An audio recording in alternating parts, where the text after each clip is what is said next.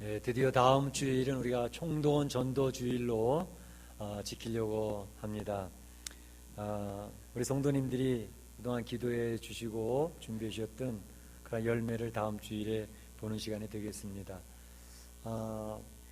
우리 성도님들이 이제 누구를 전도할까, 누구를 교회에 데려와서 이 자리에 앉힐까, 이제 고심하면서 기도하면서 준비했던 것들을 이제 보게 되겠는데, 우리 나가시면서 이렇게 목장별로 이름을 쭉 써놓고 거기에다가 이제 이름을 쓰신 분들이 계셔요.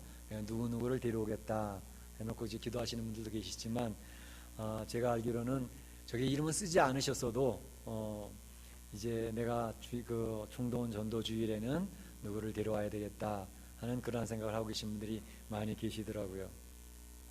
그래서 가족 중에서 이제 교회에 아직 나오지 못하는 분들을 모시고 온다든지, 또 이제 친구들 중에서 내가 좋아하는 친구들 참 이번 기회에 교회를 데려 나와야 되겠다 그런 분도 계시고, 또 이웃에 계신 분들 중에서 이번 기회에 좀 교회를 소개하고 예수님을 소개할 수 있는 그런 기회를 가졌으면 좋겠다 그런 분들도 계시더라고요. 뿐만 아니라 이제 우리 각 목장에서는 이제 나름대로 목장에 이름은 올라 있지만 교회에 출석하지 못하는 그런 분들 계시지 않습니까? 장기 결석자들이라든지 또 자주 교회에 빠지는 분들, 그런 분들을 위해서 우리 목자들이 지금 기도하고 계시고 또 이게 독려하고 계시고, 그래서 다음 주일에는 좀 다 같이 모여서 이 자리에 그득 찬 모습으로 예배를 한번 드렸으면 좋겠다 그런 소망들을 다 가지고 계십니다. 그래서 그러한 일들이 잘 이루어졌으면 좋겠는데요. 그런데 이제 이렇게 총동원을 하고 또 전도를 하는 이런 일을 하게 될 때에 그냥 뭐 교회에서 1년에 한두 번 그냥 연중 행사를 하는 거니까 이번에도 뭐 누가 하겠지 뭐 그러고 지나가는 그런 연중 행사가 되지 않기를 원합니다. 보통 이제 이런 연중 행사로 생각하게 되면 그냥 하나의 교회 프로그램 중에 하나로 이렇게 생각하게 되어지면 우리 마음속에 이번에 꼭 데려와야 되겠다, 이번에 한번 전도를 해봐야 되겠다 그런 마음이 사실은 좀 약화됩니다.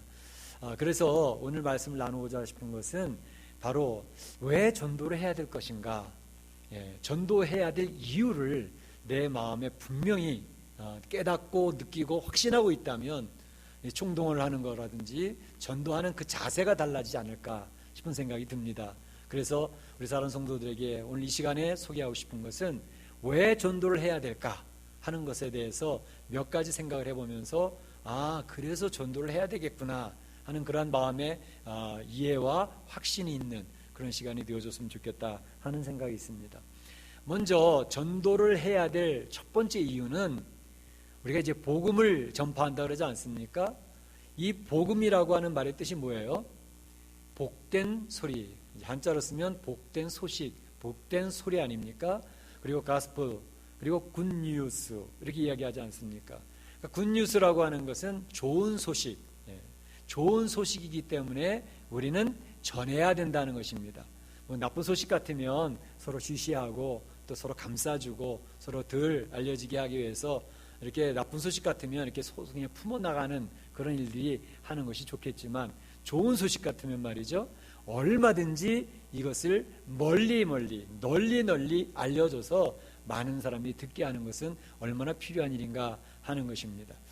예수님께서 바로 나를 사랑하신다, 하나님이 우리를 사랑하십니다, 심지어 자기의 생명을 내놓으시기까지 사랑하시는 분이 계시다라는 사실, 그리고 그분은 우리의 삶의 문제들을 처리하시고 이끌어가시고 도와주시는, 실제로 우리와 함께 하시는 하나님이라는 사실을 우리가 알게 된다면 그분을 증거하지 않을 수가 없고 전하지 않을 수가 없다는 것입니다. 우리 사랑하는 성도들의 가정에 좋은 일이, 경사가 생겼다고 해보세요. 또 사업의 문제들이 쫙 잘 풀리는 그런 일들을 경험했다 해보세요. 그러면 바로 나의 친한 친구나 나의 이웃들에게 우리의 가정에 좋은 일들을 빨리 전하고 싶은 마음이 생기지 않겠습니까? 그것이 보통 사람들의 생각입니다. 그렇습니다. 좋은 일이 있을 때는 서로 빨리빨리 전하고 싶은 마음이 있는 것이 당연하기 때문에 복된 소식, 좋은 소식, 굿뉴스는 우리가 전해야 되는 것이 마땅하다 하는 것입니다. 하나의 예를 들어서 설명을 해드리겠습니다. 열왕기하 6장과 7장에 보게 되면 재밌는 사건이 하나 나옵니다. 여러분들이 이미 잘 아시는 내용이긴 하지만 이제 북왕국 이스라엘 사마리아 성이 수도지요. 거기에 아람 군대 베나다 왕이 그 군대를 끌고 와서 그 사마리아 성을 격겁이 포위를 했습니다.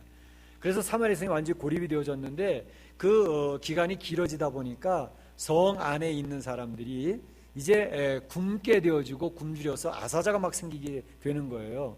그래서 나귀머리 하나, 이것은 이제 하나님을 믿는 신앙인들이 부정한 것을 여기기 때문에 잘 먹지 않는 거거든요. 그런데 그것조차도 아주 값을 비싸게 주고야 먹게 되어진 그런 상황이 되어지게 된 것입니다. 심지어는 어떤 일이 벌어졌냐 하면 이제 굶어 죽게 되니까 이제 아기를 뵌 여인들이 서로 딜을 해가지고, 야, 우리가 이 굶어 죽게 생겼으니 오늘 네가 베이비를 낳으면 그 베이비를 오늘 같이 먹고, 그 다음에 네가 베이비를 낳으면 그것도 같이 나눠 먹자. 이런 일까지 되어진 일이 생긴 거지요. 그런데 한 번은 이제 아기를 정말 이렇게 먹게 되어진 그런 일이 있고, 그런데 그 딜을 한 사람이 어겨버린 거예요. 그래서 서로 막 싸우는 그런 일이 벌어지게 된 거죠. 그때 그 성벽을 지나가던 바로 이 사마리아 성의 왕이 보다가 도대체 이게 무슨 일이냐고, 아무리 굶어도 그렇지 이런 일이 있을 수 있겠느냐고 탄식을 하면서 그가 하나님을 원망을 하는 겁니다. 그리고 심지어 엘리사 선지자를 저주를 하는 겁니다. 바로 너 이 하나님 도와주시지 않아서 이런 일이 벌어졌다. 엘리사 선지자가 왜 이렇게 해서 이러한 어려운 일을 당하게 하느냐. 이게 무슨 소리냐 하면 바로 이 얼마 전에 엘리사 선지자가 했던 놀라운 기적적인 역사, 우리 성도님들 소개해드린 적이 있습니다. 그건 뭐냐 하면 아람 군대가 쳐들어왔을 때 바로 이 아람 군대의 눈을 멀게 해가지고 사마리아 성까지 끌고 와서 사마리아 성 안에 완전히 갇히게 되고 포로가 되어지게 됐던 적이 있었거든요. 그때에 그 사마리아 성 왕은 이 사람들 다 죽여버립시다 그랬는데 엘리사 선지자는 아니라고, 죽이지 말고 먹을 거 잘 먹여서 다시 돌려보내라고. 그러면 이 사람들이 다시 넘보고 그런 일이 없을 거라고. 그렇게 해서 돌려보낸 적이 있었어요. 그런데 바로 엘리사가 그들을 살려 돌려보냈기 때문에 이런 일이 벌어졌다고, 바로 그 사마리아 성의 왕이 그 엘리사를 원망하면서 저주를 하고 있는 것입니다. 바로 이런 일이 있을 때 엘리사 선지자가 또다시 예언을 하기를, 너무 걱정하지 말라고, 하나님께서 말씀 주시기를 내일 이맘때쯤 되면 여기에 굶주린 모든 백성들이 먹고도 남는 풍족한 음식이 준비될 것이니까 걱정하지 말라고. 그랬더니 왕 옆에 서 있던 재무장관이 얘기하기를, 지금 엘리사 선지자는 무슨 뚱딴지 같은 소리를 하십니까? 하늘에 창이 열려서 곡식을 쏟아 부어줘도 이 백성들을 어떻게 다 먹이고 남는 그런 곡식이 되겠습니까? 그랬더니 엘리사 선지자가 그렇습니까? 믿음이 없으시군요. 당신은 아마 내일 그렇게 풍성한 곡식이 쏟아진 걸 보고도 그걸 먹지 못하고 죽게 될 겁니다. 그렇게 예언을 했어요.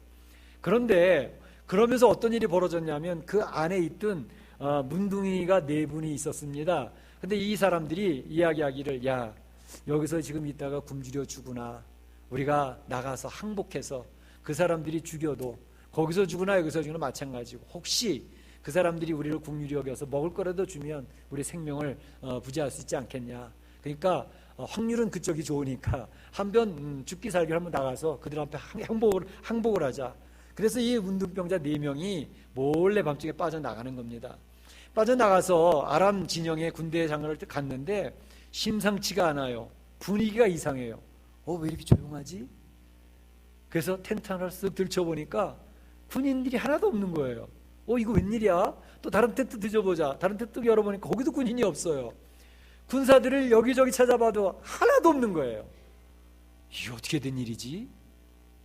그런데 바로 하나님께서 그 밤에 하나님의 놀라운 역사를 일으키셨는데, 어떤 역사가 있었냐 하면 아람 군대 진영에 큰 군대 소리가 들리도록 하셨습니다.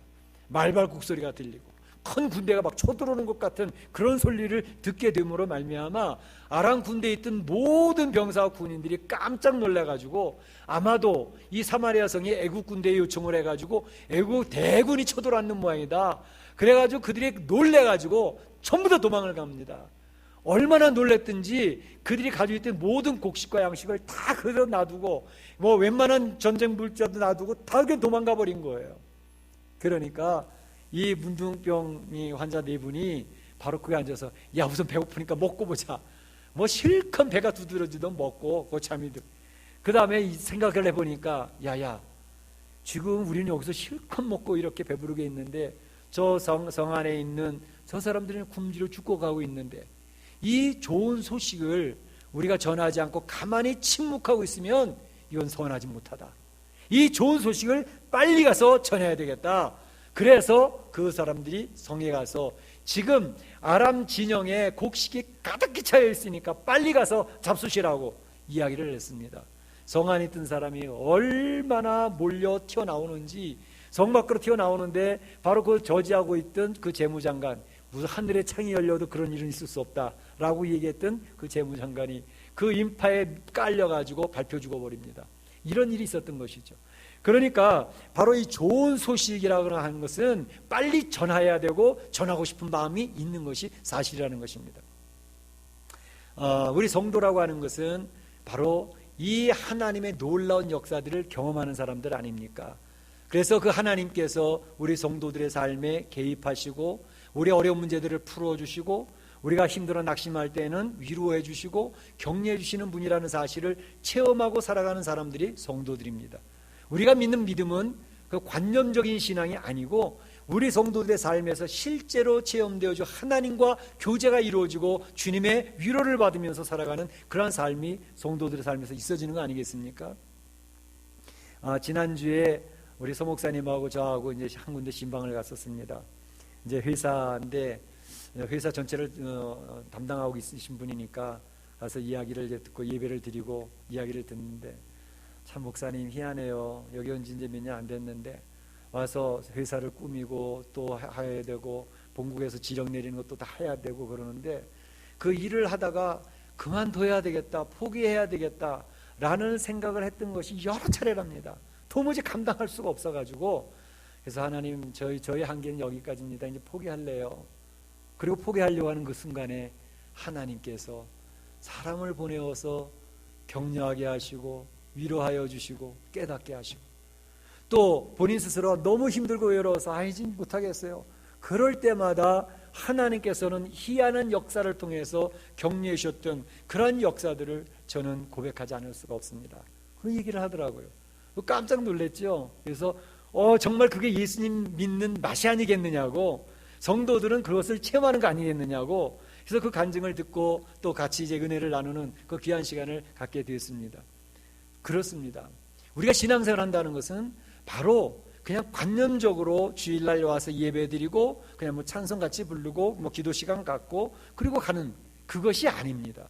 물론 그것은 우리 신앙생활에 이제 이렇게 정해져 있는 내용이지만 성도들 개인에게는 하나님의 전능하신 분이라는 사실이 경험되어지는 것이고요. 우리 성도들이 이 멕시코 땅 이민의 삶을 살면서 하나님이 나를 어떻게 도와주셨는지, 어떻게 위로해 주셨는지 그 사실들을 경험하고 살아가는 것이기 때문에 바로 그 좋으신 하나님을 경험한 사람들이 우리 하나님은 너무너무 좋으신 분이라고, 그 하나님은 살아계시다니까 라고 하는 것을 고백하고 증거하고 간증하며 살아가는 것이 우리의 신앙생활인 줄로 믿습니다. 우리 사랑하는 성도들이 그런 축복이 넘치기를 축원합니다. 그겁니다. 이것은 체험한 자는 가만히 있을 수가 없습니다. 고백할 수밖에 없고 그 예수님을 자랑할 수밖에 없는 것입니다. 그래서 우리 사랑하는 성도들이 이 복된 소식, 복음, 굿뉴스를 경험하시면서 바로 그 예수님을, 나를 사랑하시는 예수님, 내가 외로울 때 나를 찾아오셔서 나를 품어주셨던 그 예수님, 그 하나님을 증거하는 그런 귀한 기회가 이번에 되시기를 주의 이름으로 축원합니다. 그 다음에 또 한 가지 말씀드릴 것은 바로 우리가 전도해야 될 이유는 예수님이 그렇게도 원하시는 일입니다. 하나님이 원하시는 일입니다. 우리 예수님께서 누가복음 15장 7절에 보게 되면 여러분이 잘 아시는 잃어버린 양에 대한 비유를 얘기하십니다.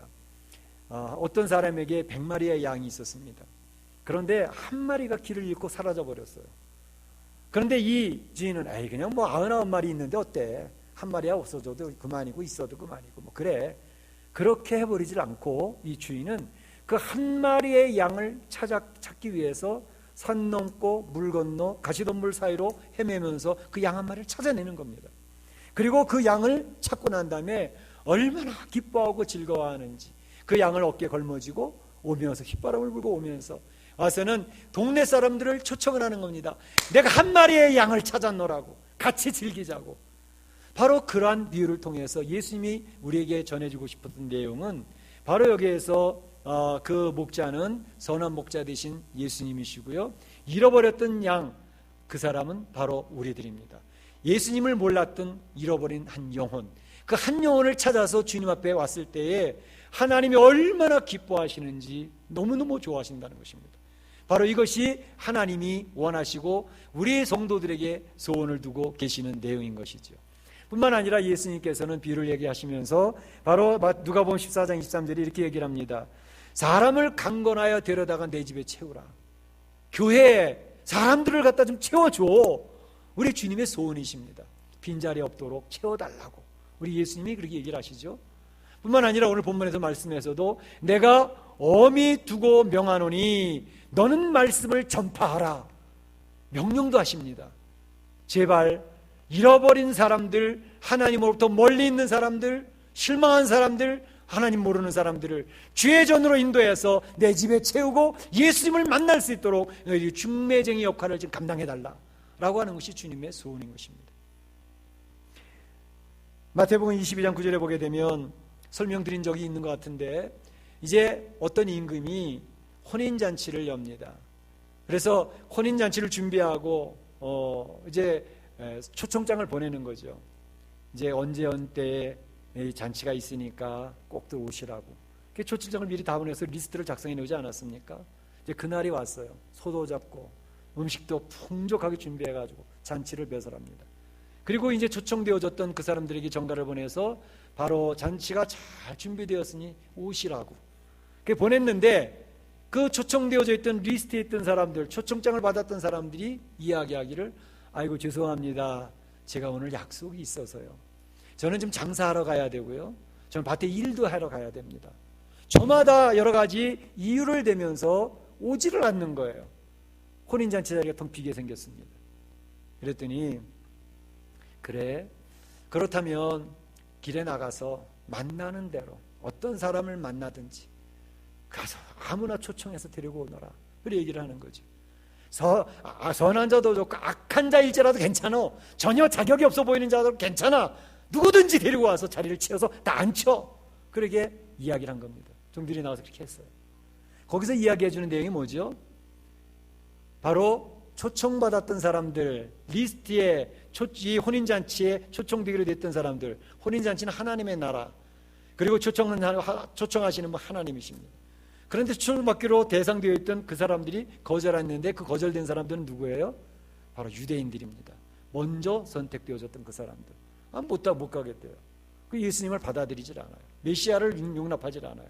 그랬더니 그 주인이, 그래, 그러면 아무나 가서 데려와라, 악한 자라도 괜찮아, 데려와.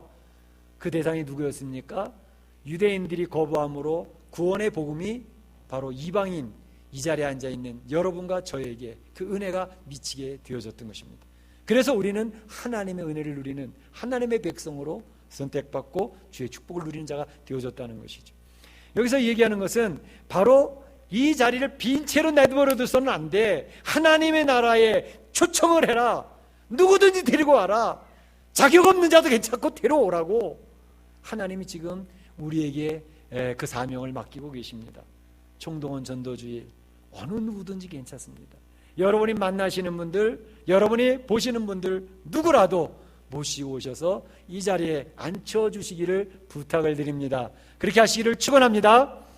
한 가지 더 소개를 해드린다면, 지옥에 있는 사람들이 우리에게 전도 좀 해달라고 요청을 하기 때문에 우리는 전도해야 될 필요성이 있습니다. 목사님, 그것도 무슨 소리예요? 듣던 중 금시초문인데요. 그렇지 않습니다. 누가복음 16장 28절에 보게 되면 예수님이 좋은 예화를 하나 들으셨는데, 여러분이 잘 아시는 내용입니다. 바로 부자와 나사로의 이야기입니다. 부자 호의호식하다가 세상을 떠났는데 지옥에 갔습니다. 나사로 그 부잣집 대문에 앉아서 구걸하며 살았는데 그 사람은 죽은 다음에 아브라함의 품에 안겼습니다.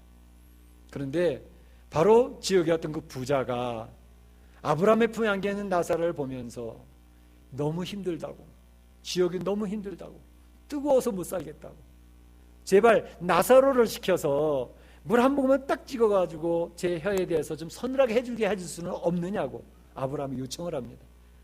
아브라함이 얘기하죠. 근데 어떡하냐? 바로 너 있는 곳과 여기 있는 곳에는 구렁이 있어서 가지도 못할 뿐만 아니라 오지도 못한단다 라고 이야기를 하니까 그 지옥에 있는 부자가 아브라함에게 요청을 합니다. 뭐라고 요청을 하죠? 그렇다면 제발 부탁하노니 제게 형제가 아직 죽지 않은 형제 5명이 있는데 그 5명에게 저 죽은 나사로를 다시 보내어서 이야기를 해서 이 지옥에 오지 않게 해달라고 해주시면 안 되겠습니까? 죽은 자가 가서 이야기하면 그 사람들이 분명히 믿을 것입니다 라고 이야기를 하면 부탁을 하는 겁니다. 그랬더니 아브라함이 대답하기는 뭐라 그러십니까? 근데 어떻게 지금 죽은 자가 살아가서 야 지옥에 오지 말라고 이야기를 해도 안 믿을 사람은 안 믿어. 지금 살아있는 사람들이 하나님의 나라에 대해서 복음에 대해서 예수님에 대해서 열심히 선포하고 있고 이야기를 전하고 있는데 살아있는 사람들이 전도해서 이야기해서 믿지 않는 사람은 죽은 사람이 살아가서 이야기해도 절대로 믿지 않는단다. 그렇게 결론을 짓고 있습니다. 살아있는 사람들이 전도할 때 받아들이는 사람들이 선택받은 사람이요 하나님의 백성이 되는 것이다. 이렇게 이야기를 하고 있는 것이죠. 그러니까 그 부자의 외침을 여러분 기억하셔야 됩니다. 지옥에 있는 그 사람이 무엇을 요청을 합니까? 살아있을 때에 결정이 되는 거니까 살아있는 사람들에게 제발 부탁하노니 형제 자매에게 예수님을 영접하고 하나님의 자녀가 되라고 선포를 해 주십시오. 그래서 그 사람들이 예수님을 믿고 하나님의 말씀을 순종하며 하나님의 귀한 역사를 체험하는 그런 일들이 있게 해달라고 지금 지옥에 있는 사람들이 아우성을 치며 우리 성도들에게 부탁을 하고 있다니까요. 그렇다면 우리가 전도해야 될 분명한 이유들이 있지 않습니까? 복음은 좋은 소식이기 때문에 전해야만 됩니다. 우리가 체험하는 그 하나님은 너무너무 좋으신 분이고 전능하신 분이기 때문에 그분을 소개해야 될 이유가 분명하지 않습니까? 뿐만 아니라 하나님이 예수님이 명령하실 뿐만 아니라 하나님과 주님의 소원이 그 사람들을 주님의 전으로 인도하라는 것이 주님의 마음의 소원이 아니죠. 그 전도해야죠. 뿐만 아니라 말씀드린 것처럼 이렇게 이미 지옥에 가 있는 사람들이 우리를 통해서 많은 사람에게 복음이 전파되어지기를 요청하고 있다면 우리가 그 일을 감당해야 되지 않겠는가 하는 것입니다.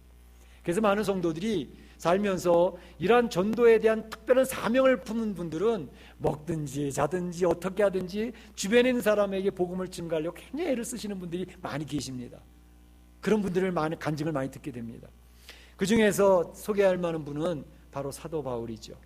이분은 바로 예수님을 만나고 난 이후에 그의 인생의 목표가 완전히 180도 전환이 됐습니다.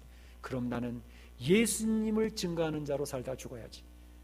그래서 그의 목표는 제1차 전도여행, 제2차, 제3차 전도여행, 로마를 거쳐서 스페인 땅 끝까지 가서 복음 전도하는 일에 온 자기의 삶을 올인하지 않습니까? 그러면서 그가 얘기하는 내용이 뭐예요? 사도행전 20장 24절에 말씀하는 것처럼 나의 달려갈 길과 주 예수께 받은 사명, 그 은혜의 복음을 증거하는 일을 마치려 하면은 나의 생명을 조금도 귀한 것으로 여기지 아니하겠노라. 그의 삶의 목표가 나는 예수님 증거하는 삶 살다가 죽을래. 그게 목표였습니다. 고린도전서 9장 16절의 이야기를 복음을 전하지 아니하면 내게 화가 미칠 것이로다. 이렇게 이야기를 하고 있습니다. 그러니까 복음에 대한 사명감을 대답합니다. 복음 전파를 하지 않으면 내게 화가 미칠 것 같아.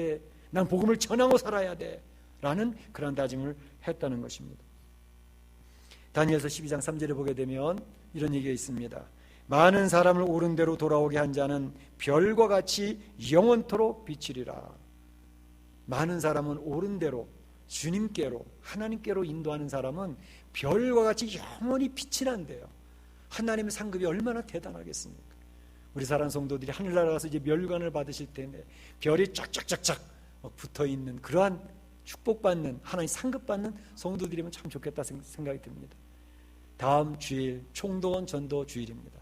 하나님이 주신 허락하신 이 기회를 여러분들이 선영하셔서 하나님 앞에 칭찬받고 하나님 앞에 영광 돌리며 한 영혼을 주님께로 인도했다라고 하는 그런 기쁨을 가지고 이 세상을 승리하시는 우리 사랑하는 성도들 되시기를 주님의 이름으로 축복합니다.